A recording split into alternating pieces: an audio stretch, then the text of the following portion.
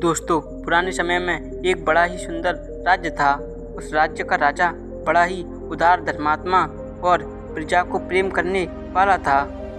वो अपनी प्रजा के सुखों के लिए एक से बढ़कर एक सुंदर राज्य व्यवस्था करवाता और उस सुरक्षा के लिए बड़े से बड़े और कड़े से कड़े कानून बनाता। उससे एक नया कानून प्रचलित किया कि अमुक अपराध करने के लिए अपराधी को देश निकालने का सज़ा दी जाएगी।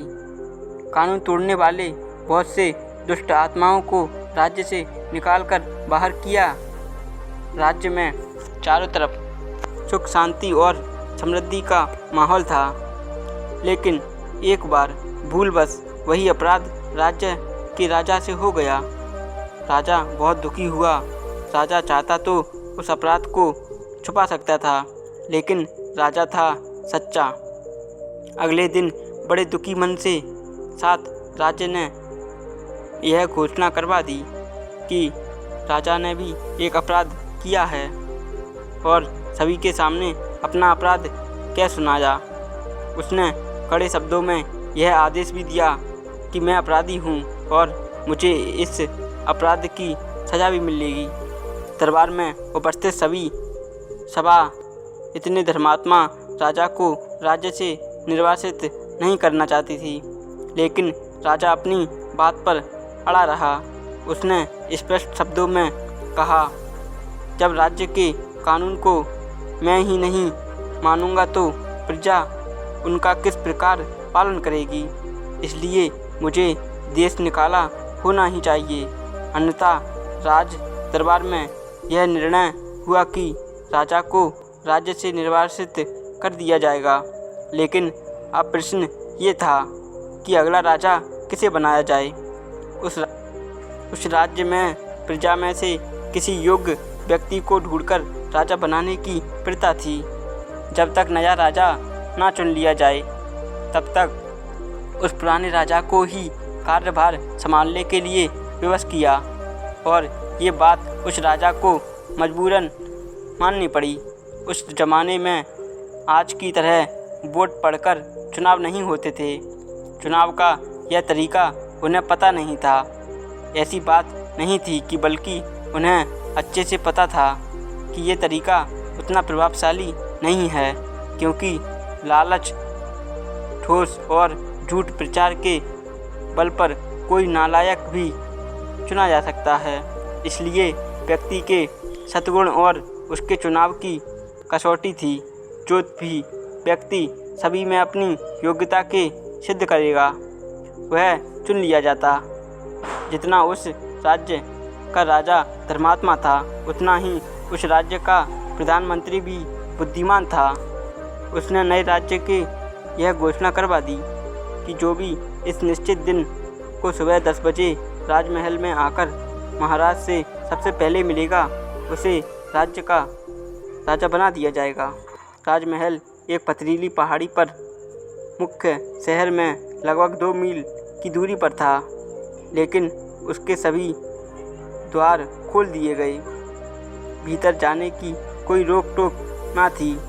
राजा के बैठने की जगह पर भी और वो घोषणा के दौरान सभी को चिल्ला कर बता दी गई। राजा के चुनाव से 2 दिन पहले प्रधानमंत्री ने सारा शहर खाली करवाया और उसे अच्छी तरह से सजवाया। सभी प्रकार के आराम और भोग विलास की वस्तुएं पूरे शहर में जगह जगह रखवा दी गईं और उन्हें लेने की सभी को छूट दी। किसी से कोई कीमत नहीं वसूल की जानी थी। सब कुछ मुफ्त में था। कहीं मेरे मिष्ठान, कहीं खेल तमाशे हो रहे थे, कहीं आराम के लिए मखमली पलंग बिछे हुए थे, तो कहीं सुंदर वस्त्र भूषण मुफ्त में मिल रहे थे। सुंदर और कोमल अंगों वाली जूतियाँ लोगों की सेवा सत्कार के लिए खड़ी थीं।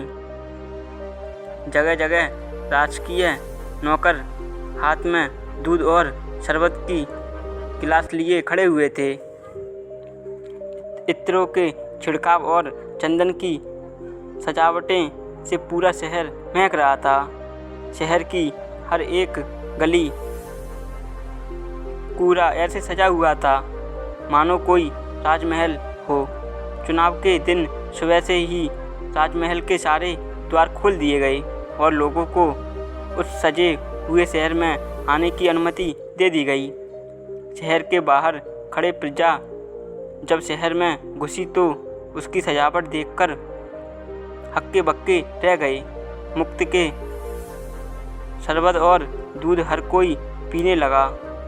किसी ने मिठाई की दुकान पर आसन जमाया और कोई सिनेमा देखने जा बैठा। कुछ मुफ्त के गहने और कपड़े पसंद करने लगे तो कोई सुंदरियों के गले में हाथ डालकर नाचने लगा। सभी लोग अपनी अपनी रुचि के अनुसार सुख सामग्री का उपयोग करने लगे।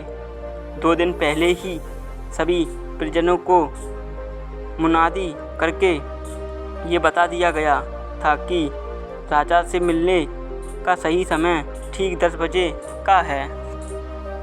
इसके बाद पहुंचने वाले को राज्य का अधिकारी नहीं माना जाएगा। शहर की सजावट और सुख अधिकारी नहीं माना जाएगा। शहर की सजावट और सुख सामग्री का मेला सिर्फ कुछ ही समय का है। एक नियत समय के पश्चात इसे हटा दिया जाएगा। शहर का ऐसा एक भी व्यक्ति ना था जिसे दोहरा कर ये सारी बातें ना बता दी गई हो और सभी ने कान खोलकर ये सारी बातें ना बता ली हो और सभी ने कान खोलकर सुन भी लिया था। लेकिन शहर की सजावट और मुफ्त की सुख सामग्री ने सभी का मन लग गया था। किसी का भी उन्हें छोड़ने का मन नहीं कर रहा था। राज्य मिलने की बात को लोग अपेक्षा की दृष्टि से देखने लगे। कुछ सोच रहे थे कि दूसरों को चलने दो, मैं भागकर उनसे आगे पहुंच जाऊंगा। कुछ विचार कर रहे थे कि सामने की चीज़ों को ले लो, अगर राज्य ना मिला तो ये भी हाथ से चली जाएंगी। कुछ तो राज्य मिलने की बातों का मजाक उड़ाने लगे कि ये गप तो है इसलिए उड़ाई गई है ताकि हम यहाँ मिल रही सुख भोग की वस्तुओं का आनंद नहीं ले उठ सकें। पूरी भीड़ में से 1-2 ने हिम्मत की और शहर से निकलकर राजमहल की ओर चले। लेकिन थोड़ी दूर चलने पर ही महल के पथरीली रास्ते, पहाड़ी की ऊंचाई और शहर की सुंदरता ने उनका मन बदल दिया और वो उल्टे पांव शहर वापस आए। सारा नगर सुख भोग के संसाधनों में डूब चुका था। किसी को भी समय का ख्याल ना रहा। 10 बज चुके थे लेकिन हजारों परिजनों में से कोई भी महल ना पहुंचा। बेचारा राजा दरबार लगाए अकेला बैठा रहा। प्रधानमंत्री मन ही मन खुश हो रहा था। उसकी चाल कैसी सफल हो रही। जब राजा से मिलने कोई ना आया तो मजबूरन उसी राजा को फिर से राज्य का कार्यभार संभालने पड़ा। दोस्तों, यह कहानी काल्पनिक है लेकिन यह मनुष्य जीवन की सच्चाई को दर्शाती है। हम भी तो अपने आज के छोटे छोटे सुख भोगों के लिए अपने जीवन के लक्ष्य और उज्जवल भविष्य की आहुति दे देते हैं। हम में से किसे नहीं पता कि हमारे पास लक्ष्य प्राप्ति का समय सीमित है, लेकिन हम फिर भी इसे अपने झूठे सुखों के लिए बर्बाद करते रहते हैं और समय हाथ से निकल जाता है। हर विद्यार्थी को पता है कि उसके पास इस परीक्षा को पास करने का एक सीमित समय है और फिर ऐसा समय दोबारा नहीं मिलेगा, लेकिन वो फिर भी अपने समय को सिर्फ थोड़ी देर के मज़े के लिए गप्पे मारने, यूट्यूब शॉर्ट देखने और इंस्टाग्राम देखने या बेवजह घूमने भागने में बिता देता है। उसे लगता है कि दूसरों को पढ़ने दो, मैं आखिरी के कुछ दिनों में ज़्यादा मेहनत करके रात रात भर जागकर पढ़ लूँगा और सबको पीछे छोड़ दूँगा, लेकिन ऐसा हो ही नहीं पाता। जब समय हाथ से निकल जाता है तो सिर्फ पश्चाताप ही हाथ लगता है। आखिर सब कुछ जानने के बाद भी हम बार बार वही गलती इसलिए करते हैं क्योंकि हमारा खुद पर नियंत्रण नहीं होता, और ये नियंत्रण इसलिए नहीं है क्योंकि हमने कभी गंभीरता के साथ अपनी आदतों को नियंत्रित करने का प्रयास ही नहीं किया। हम बीच बीच में अपने मन को छोटे छोटे मज़े चखने की छूट देते हैं, इसलिए यह कभी भी दूर के बड़े आनंद को प्राप्त करने का प्रयास ही नहीं करता है और हमें छोटे छोटे सुखों में ही खोए रहते हैं। दोस्तों, अगर आप चैनल पर नए हो तो चैनल को सब्सक्राइब ज़रूर करें।